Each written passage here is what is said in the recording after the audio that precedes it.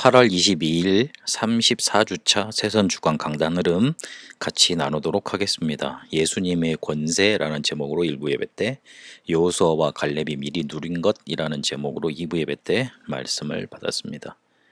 예수님의 권세에 대해서 누가복음 20장 1절에서 8절까지로 말씀을 받았는데, 유대인이 놓친 것 있다고 하셨습니다. 유대인이 선지자를 통해서 그리스도 오실 거 계속 예언을 들었지만 그 말씀의 핵심만 놓쳤습니다. 말씀 모르면 어느 날 우리에게 다가오는 재앙 이길 수 없는데, 그래서 실제로 수천 년 동안 재앙당하고 고통당했는데도 말씀의 핵심인 예수가 그리스도로 오실 것이다, 그 그리스도로 오신 예수가 자기들 눈앞에 있었는데 네 권위가 어디서 나왔느냐, 그것만 자꾸 따져 물었다 하셨습니다. 지성과 제도는 가졌지만 원죄만 몰랐습니다. 그렇기 때문에 그 원죄를 통해서 오는 재앙, 저주, 흑암 세력, 사단의 권세에 이길 수 없었던 겁니다. 그러면 원죄는 무엇입니까? 최고의 아담이 하나님을 떠나서 무너진 것을 말합니다. 그래서 사단의 손아귀에 잡혀서 죄와 사망의 법에 갇힌 거죠. 죄와 사망의 법은 불신자 6가지 상태로 우리에게 알려주신 대로 요한복음 8장 44절에 마귀의 자녀부터 시작해서 세상 풍속을 쫓고 정신이 병들고 육신이 병들고 내세의 문제오고 후손까지 이 올무에 갇히는 6가지 상태를 말하는 겁니다. 이 최고의 아담이 무너진 문제, 이 원죄를 몰랐습니다. 그러니 당연히 저주당하고 재앙에서 빠져나올 수가 없습니다. 그래서 하나님이 이 옛 법을 무너뜨리시고 새 법을 준비하신 겁니다. 그래서 이것을 깨닫도록 인도하신 겁니다. 근데 이스라엘이 이것만 몰랐습니다. 예수가 그리스도인 것만 몰랐고, 그래서 예수를 십자가에 못 박혔던 겁니다.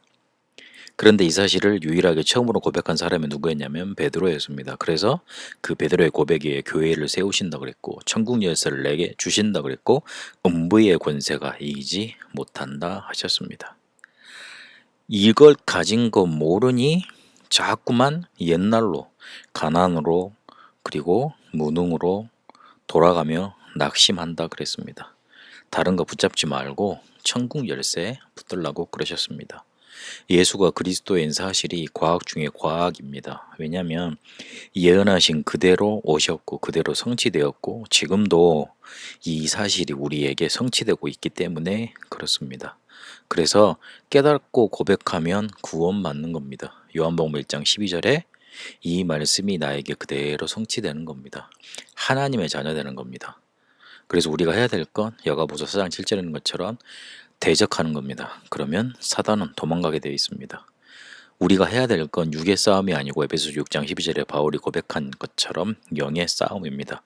이것 하려면 말씀 그대로 따라가라 하셨습니다. 그래야지만 우리의 인생이 치유되는, 응답받게 되고 치유하는 사람으로 쓰임받게 된다 하셨습니다.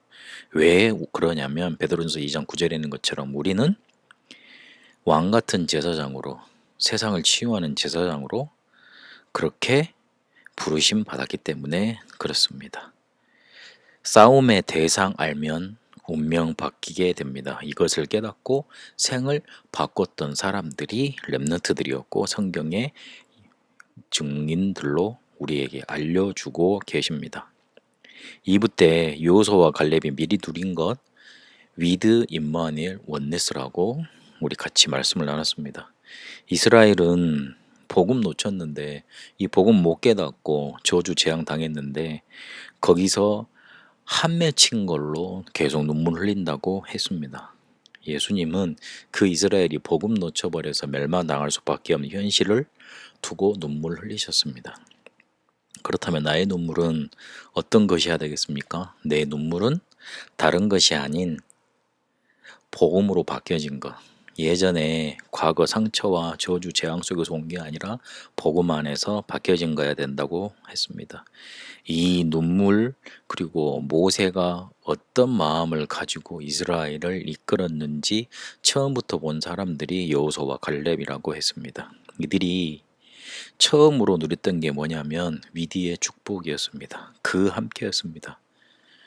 모세를 통해서 전달된 출애굽기 3장 18절 피제사의 언약을 붙잡고 언약에 따라서 새 절기를 지키며 광야길을 갔던 사람들. 그렇게 구원의 축복을 누리며 하나님과 함께했던 축복을 누렸던 사람들. 그걸로 그들의 인생은 누림이 시작되었고 축복의 길로 들어가게 됐던 겁니다. 모세와 함께 있으면서 우리와 함께 하시고 교회에 함께 하시고 우리의 만남 중에 함께 하시는 축복을 누렸습니다.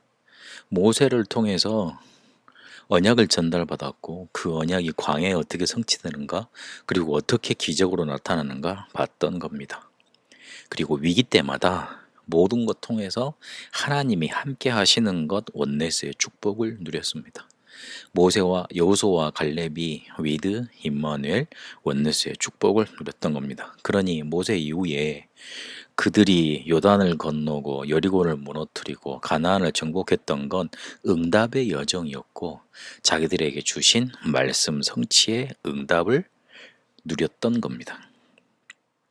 하나님은 우리 렘넌트들을 리더 살릴 리더로 부르셨다 했습니다. 가장 낮은 곳에서 하나님이 그곳에 보내셨다는 걸 인정하면 축복의 여정이 시작이 됩니다. 말씀 편집, 기도 설계, 그리고 작품을 계속 누리면서 디자인하다 보면 어느 순간 하나님이 최고의 자리로 이끄신다 하셨습니다. 리더 위의 리더로 리더를 치유하고 살리는 리더로 쓰임받도록 언약 붙잡으라 강조했습니다.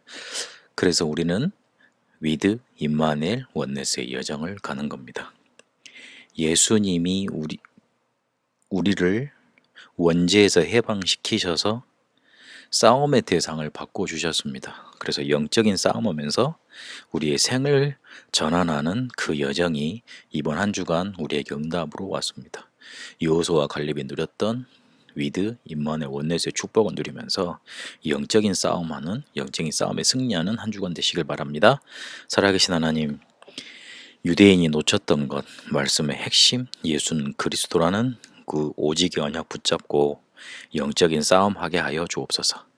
여호수아와 갈렙이 미리 누렸던 위드, 임마누엘, 원네스 나도 누리고 리더 살리는 리더로 낮은 곳에서 최고 향해 가는 그런 응답의 여정 가게 하옵소서. 살아계신 우리 주 예수 그리스도 이름으로 기도합니다. 아멘.